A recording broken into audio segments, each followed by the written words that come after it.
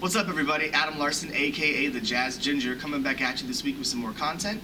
In the previous week's video, I discussed how to gain confidence in your solo using chord tones, and in this week's video, I'm going to show you another device that you can use to develop confidence and also choose some notes that sound pretty good when you solo. So let's get right to it. Today we're going to be talking about digital patterns. So what's a digital pattern, you might ask? Well, a digital pattern is something that I was taught from a very young age, and it's basically the idea that we're going to use a few notes for each chord to make some kind of melodic statement. So the first digital pattern that I'm going to show you goes like this. It starts in the first note, and then it goes to the second note, or whatever scale you're dealing with the chord. So it's 1, 2, 1, 2. For the examples, I'm going to be using the B-flat blues. So I'm going to play this digital pattern 1, 2, 1, 2 around the B-flat blues. So let's see what that sounds like.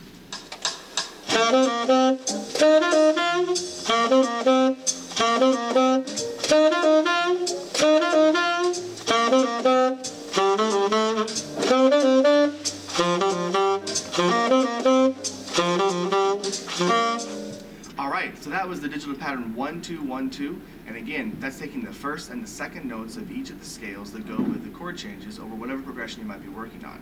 So let's get to the next digital pattern, which has a couple more notes. It's 1, 2, up to 3, back to 1. 1, 2, 3, 1. So let me demonstrate that now over the B-flat blues.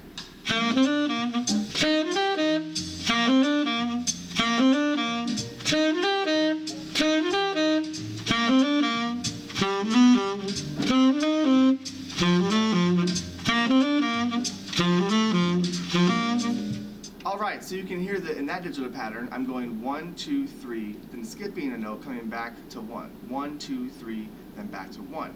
When we practice scales or any type of thing that we're using for improvisation, whether it's scales or arpeggios, I like to think about what we practice in two very basic camps. Things that are linear or horizontal and things that are vertical.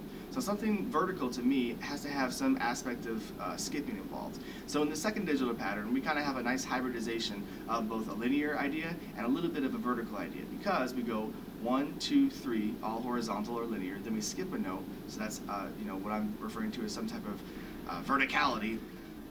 Verticality. I'm not even know if that's a word. You can check me on that. And we go 3 back to 1. So 1, 2, 3, linear, skip, vertical, back to 1. Now, there's one more digital pattern I want to show you today, and this is like the hardest one of them all. Hard being in quotations, of course, because it's really not that difficult. But it does take a little bit more brain power to understand. Let's try to do this. It's 1, 2, 3, 4, 5, so the first 5 notes, then skip 4, then 3, 2, 1. So 1, 2, 3, 4, 5, skip 4, 3, 2, 1. Let's see what that sounds like.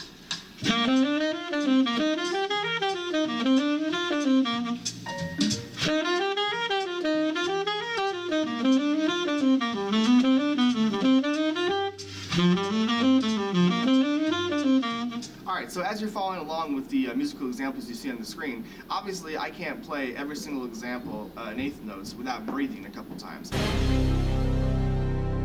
And I would suggest that you guys breathe when you need to as well. If you can circular breathe, then good for you. I can't, so that's why I took a few breaths, and if you're watching the musical examples, you can just adjust and practice what you see on that sheet in your own time. So to review, today we talked about 3 digital patterns. The first one is 1, 2, 1, 2. The second one is 1, 2, 3, 1.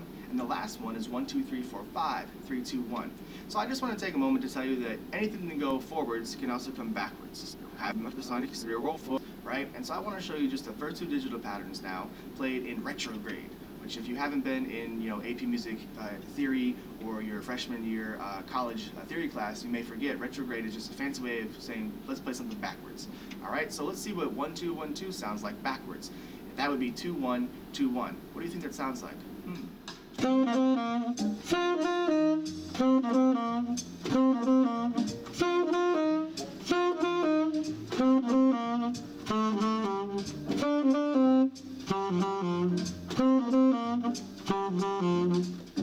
Alright, so that sounds pretty good. 2, 1, 2, 1. Just playing that first digital pattern 1, 2, 1, 2, but in reverse order. Let's try that with the next one. So what was that second pattern that we did? 1, 2, 3, back to 1. Okay, so that becomes 3, 2, 1, back to 3. Let's see what that sounds like.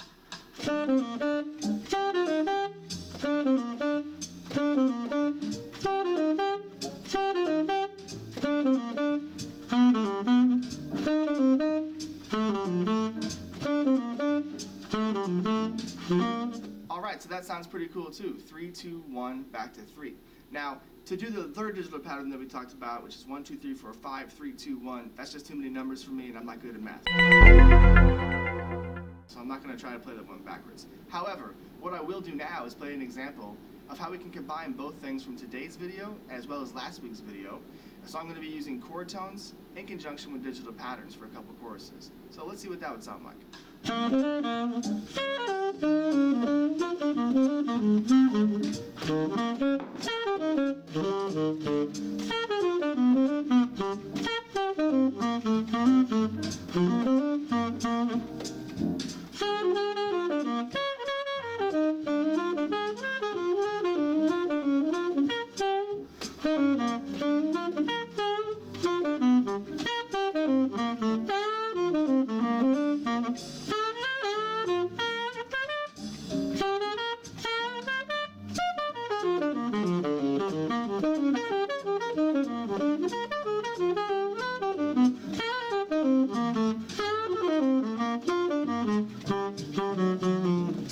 Well, that'll about do it for this video. Thank you so much for joining me for this lesson on digital patterns. As always, if you guys like what I'm putting out, I'd appreciate a like, subscribe, drop me a comment. I love hearing from everybody. If you want to get into the books that I've written, you can find the link in the description of this video.